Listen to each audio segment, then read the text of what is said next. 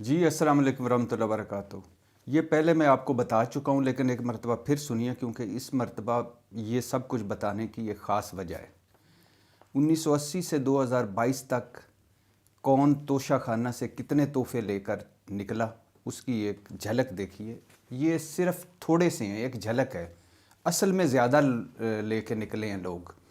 लेकिन चूँकि जो रिकॉर्ड में है वो सिर्फ बता रहा हूँ। हालांकि बात असल में ये होती है कि कोई सैकड़ों तोहफे ऐसे होते हैं कि जो रिकॉर्ड में वो लाया ही नहीं जाता, ऊपर ऊपर से हमारे हुक्मरान लेके घर चले जाते हैं।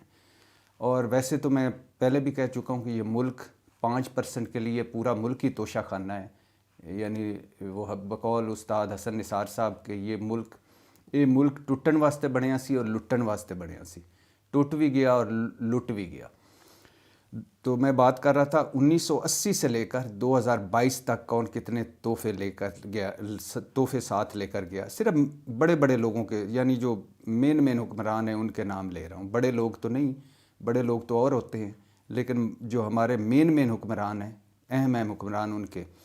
जन ज़ियाउल हक तोशा खाना से 122 तोहफे साथ लेकर गए। जुनेजो साहब 304 तोहफे घर ले गए। ग़ुलाम इसहाक़ खान 88 तोहफे घर ले गए। बेनज़ीर भुट्टो 174 तोहफे साथ ले गई। नवाज शरीफ 75 तोहफे साथ ले गए। पहले बता रहा हूँ कि ये सिर्फ डिक्लेयर्ड हैं, अनडिक्लेयर्ड जितने ले गए हैं उसका कोई हिसाब नहीं। वसीम सजाद साहब कायम मकाम सदर बने थे, 4 तोहफे मिले, चारों घर ले गए। फ़ारूक लगारी साहब 114 तोहफे घर ले गए। रफ़ीक तारड़ साहब 73 तोहफे घर ले गए। ज़फ़रुल्लाह जमाली साहब वज़ीर आज़म थे, फ़ौत हो गए, अल्लाह मग़फ़िरत फ़रमाए, 110 तोहफे घर ले गए। चौधरी शुजात हुसैन 9 तोहफे घर ले गए। परवेज़ मुशर्रफ 515 तोहफे घर ले गए। परवेज़ मुशर्रफ साहब ने 4-5 साल छोड़ ही दिया था, जो कुछ तोहफ़ा मिलता था वो घर ले जाते थे। वो तोशा खाना में रिकॉर्ड करवाना या तोहफे जमा करवाना छोड़ ही दिया था, फिर भी 515 तोहफे घर ले गए। शौकत अज़ीज़ साहब जो अरब पति थे, कमाल थे, पहले ही वज़ीर आज़म बनने से पहले ही अल्लाह ने उनको बहुत कुछ दिया हुआ था। वो जुराबें, रेज़र, बुनियाने, पता नहीं क्या क्या, मफरल, स्काफ, सारा कुछ ले गए। वो 1126 तोहफे घर ले गए। और इमरान खान साहब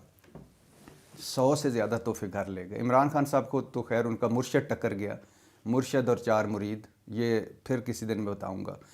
तो ये आप ज़हन में रखिएगा, ये जो मैंने बताया, इसमें राजा परवेज़ अशरफ, यूसुफ रज़ा गिलानी, ये बाकी जो दिहाड़ीदार, उनका मैंने ज़िक्र नहीं किया। अच्छा, फिर उसके बाद आप इस मुल्क में देखिए कि भुट्टो के वारिस अरबपति, खरबपति हैं। ज़ियाउल हक के वारिस वो भी अरबपति होंगे, बड़ा पैसा है। नवाज शरीफ एंड फैमिली, कितना पैसा है, सब कुछ आपके सामने है। शहबाज शरीफ एंड फैमिली, कितना पैसा है। सिर्फ एक मनी लॉन्ड्रिंग का जो टीटीओ का इल्ज़ाम था वो 16 अरब का था, कितना है वो भी आपको पता ही, हर कारोबार में है। जरदारी साहब से शर्जील मेमन तक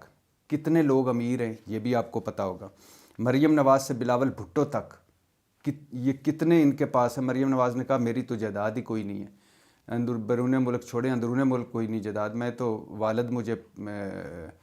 उनके ख़र्चे पे मैं पलती हूँ, या वो उनके ख़र्चे पर हूँ, और मेरा जो खामद है कैप्टन सफदर, वो 1500 रियाल के दिरहम पर वो वजीफ़े पे वो भी काम कर रहा है। बाद में जब उन्होंने इलेक्शन कमीशन के गोशवारों में अपना गोशवारा जमा कराया तो ख़ुद माना कि 1.25 अरब की जायदाद मेरे पास है। ये 1.25 अरब उन्होंने एक दिन भी दफ्तर में काम किसी में नहीं किया, एक कारोबार नहीं किया,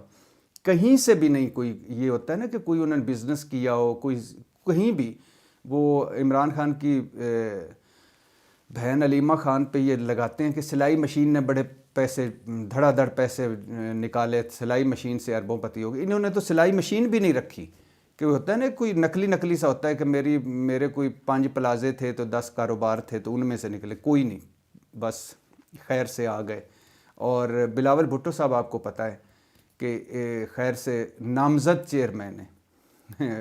इनकी वाहिद क्वालिफ़िकेशन ये है कि बेनज़ीर भुट्टो साहबा के बेटे हैं, और इस वजह से बनी बनाई पार्टी मिल गई। और उनको वो असासे भी मिले हैं माँ की तरफ, बेनज़ीर भुट्टो साहबा की तरफ से, कि जो बेनज़ीर भुट्टो साहबा ने भी डिक्लेयर नहीं किए थे। तो और अरबपति हैं खैर से वो भी। अच्छा, फिर इसके अलावा सरे महल, یہ دیکھیں، یہ ایک بات کر رہا ہوں،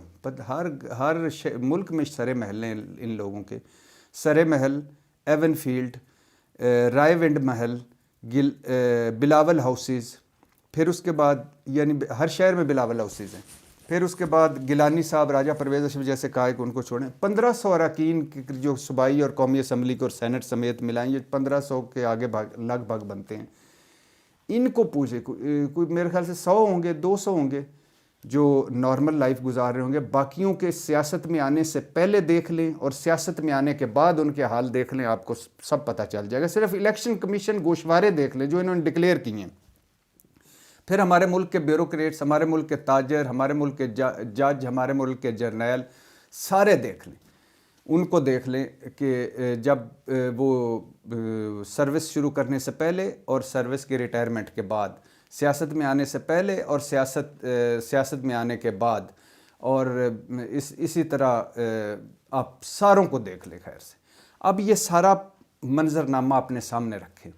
اور اب جو اگلی میں بات جس کے لیے ساری میں نے تمہید باندھی وہ سنانے جا رہا ہوں، اور دکھ کی بات یہ ہے کہ مجھے اپنے دشمن کی مثال دینی پڑ رہی ہے، وہ دشمن جو ہمارا مسلمہ دشمن ہے، مانا ہوا دشمن ہے، جو کہتا ہے کہ پاکستان توڑنے میں نے عملی طور پر حصہ لیا، جو جب وزیر اعلیٰ تھا تو مسلمانوں کا قاتل اور قصائی مشہور ہوا، وزیر اعظم بنا تو اس سے کوئی اقلیت محفوظ نہیں ہے، اور اس کے علاوہ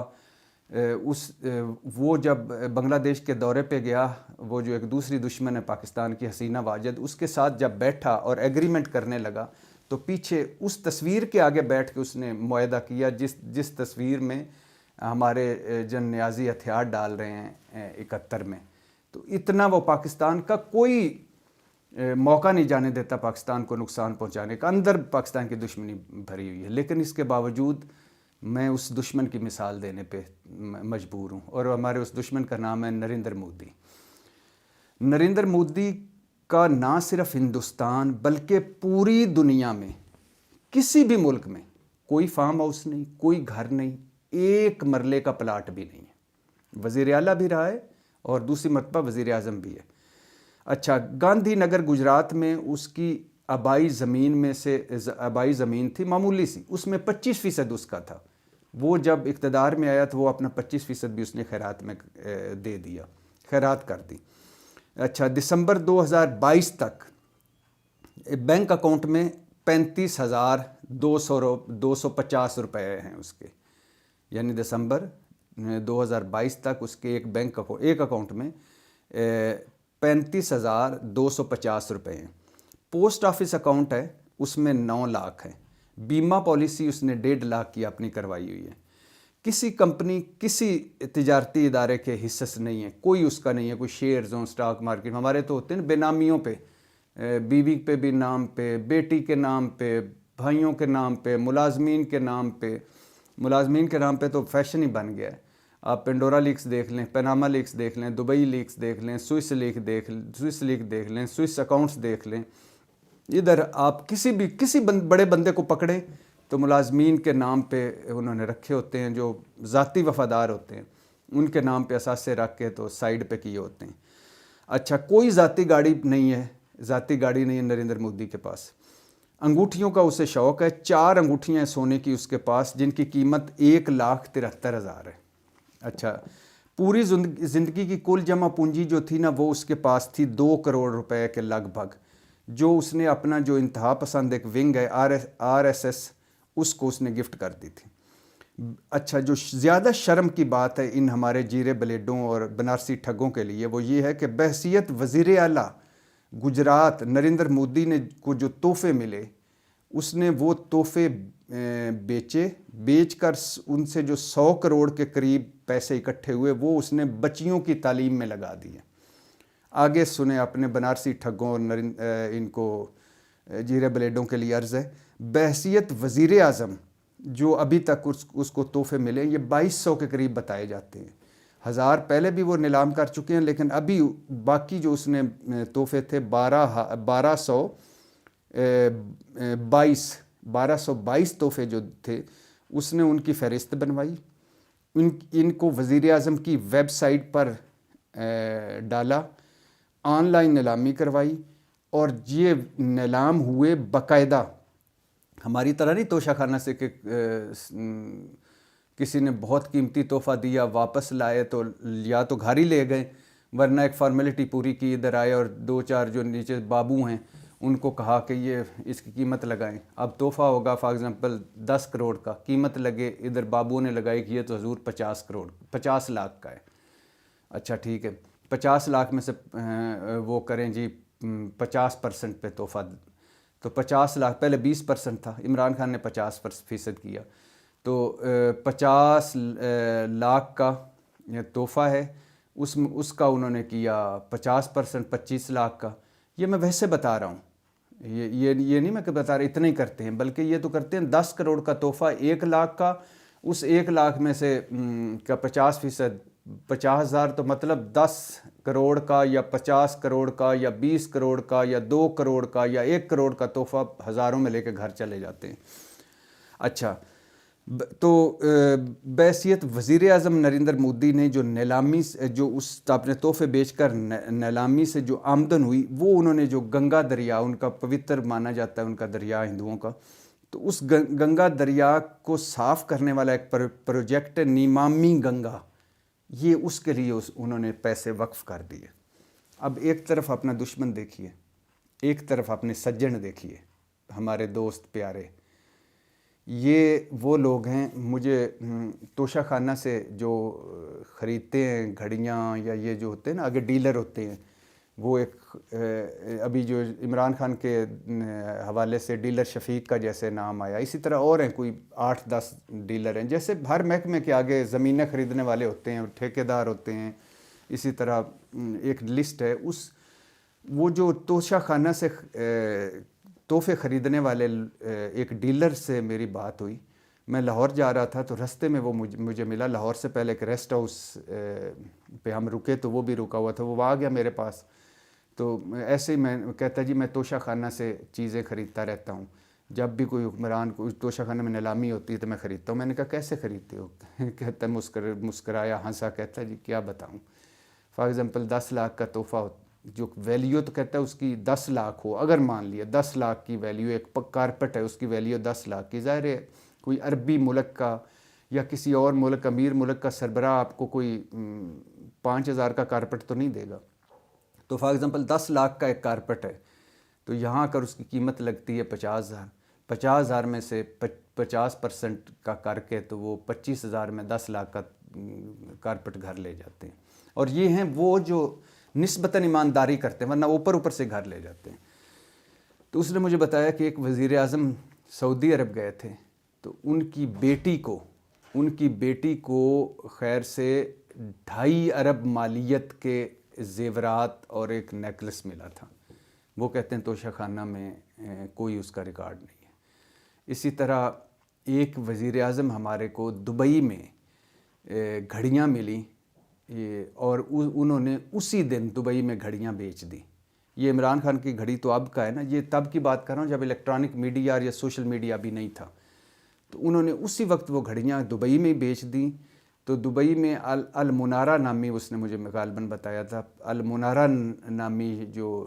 ایک شاپ ہے جو بڑی ہے، جو گھڑیوں کی اور جیولری کی مکس شاپ ہے، تو اس پہ انہوں نے گھڑیاں بیچیں۔ تو شام تک اسی حکمران کو پتہ چل گیا تھا کہ جو میں آج صبح میں نے گھڑیاں بیچی تھی وہ اس دکان پہ پڑی ہیں، تو انہوں نے پھر وہ گھڑیاں خرید لیں، اور ایک عرصے تک وہ اپنے دوستوں کو وہ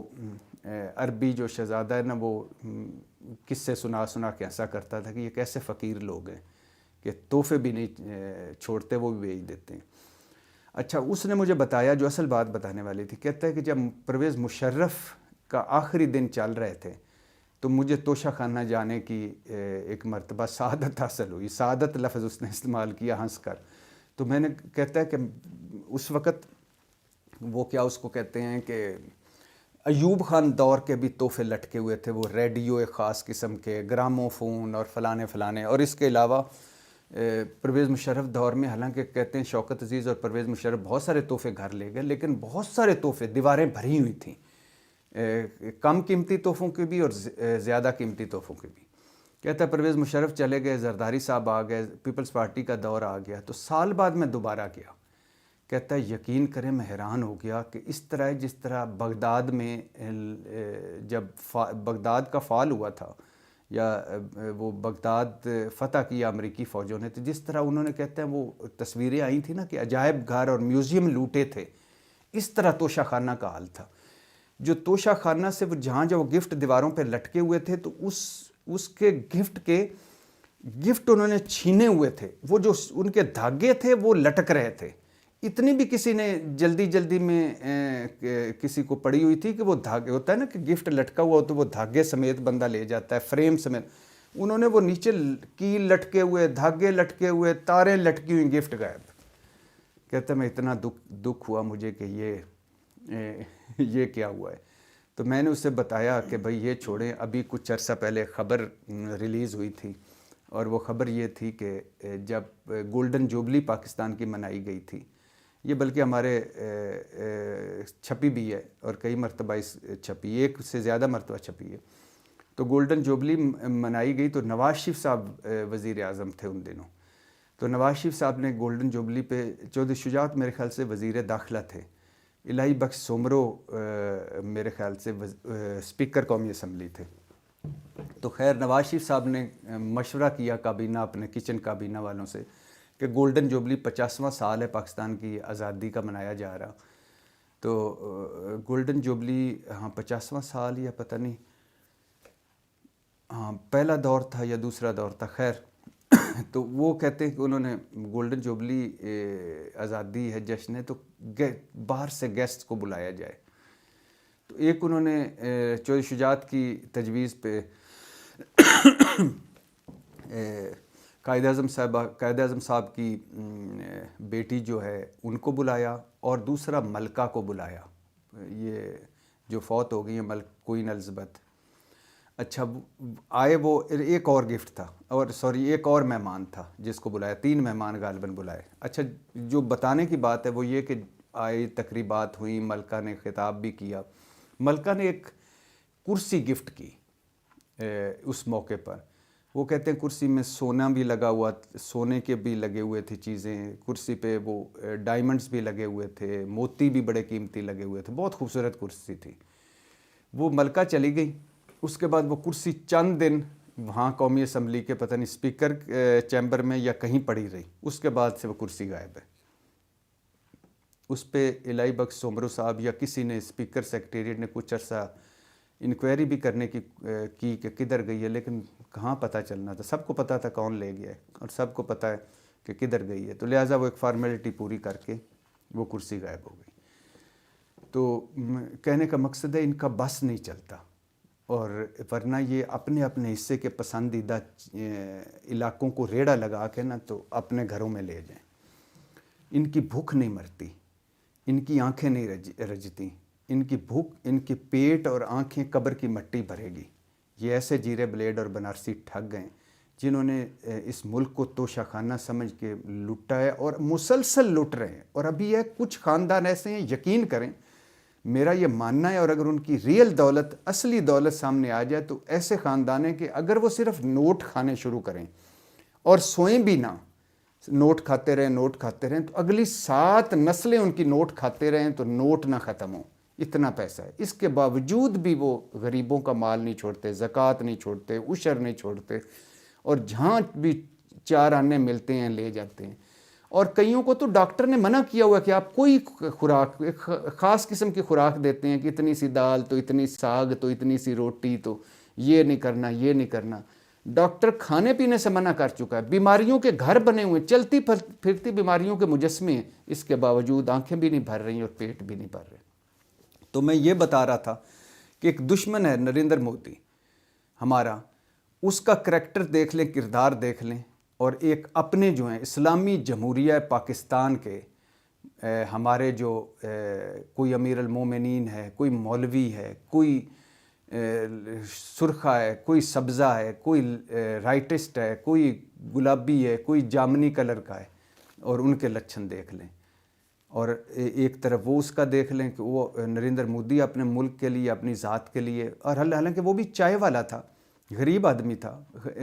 نیچے سے اوپر آیا ہے، ہو اس میں بھی بھوک ہونی چاہیے تھی، اور یہ بھی کوئی ٹکٹیں بیچ رہے تھے، کوئی آڑتی تھے، کوئی موٹر سائیکلوں پہ پھر رہے تھے، اور چلو ایک وقت آتا ہے نا، ایک وقت کے بعد بھوک مٹ جاتی ہے، اس کو بھوک لگی ہی نہیں، ان کی بھوک مٹ ہی نہیں رہی۔ اس کا کریکٹر دیکھیں، ان کا کردار دیکھیں، اور یہ باتیں